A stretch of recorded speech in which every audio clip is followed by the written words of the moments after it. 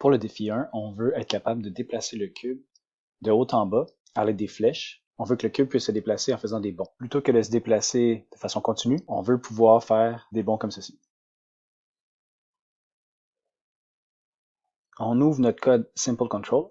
Et tout comme on avait fait initialement en classe quand on voulait déplacer un objet, on va simplement aller modifier la position de l'objet si on appuie sur une touche. Donc si input get key down, parce qu'on veut que l'objet se déplace seulement quand on appuie sur la touche et non pas quand la touche est enfoncée, sinon ça va se faire à répétition. Là, ça va s'exécuter seulement quand on va appuyer, quand on va enfoncer la touche. On utilise up arrow.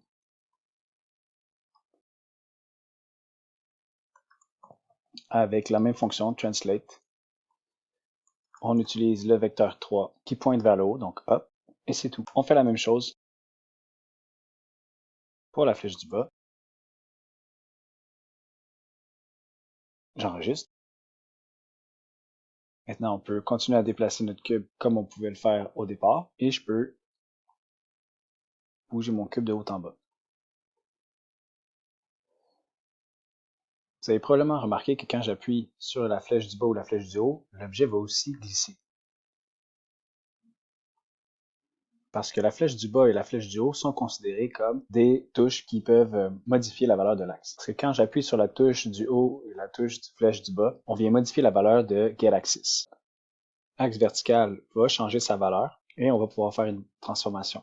Une façon très simple que up arrow et down arrow n'affectent pas la valeur de axe V à cause de la méthode getAxis, c'est d'aller dans Unity, dans Edit, Project Settings, on va dans Input Manager,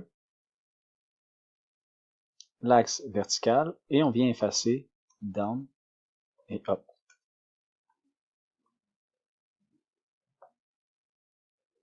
Si je fais play, maintenant quand je vais appuyer sur la flèche du haut ou la flèche du bas, elle ne sera pas considérée comme une touche qui permet de faire varier la valeur de getAxis. Donc ce n'est plus des touches rattachées à l'axe vertical. Ce qui fait que si je veux bouger vers l'avant ou vers l'arrière mon cube, je vais devoir appuyer sur les touches W ou S. La flèche du haut et la flèche du bas sont maintenant dissociées de l'axe vertical.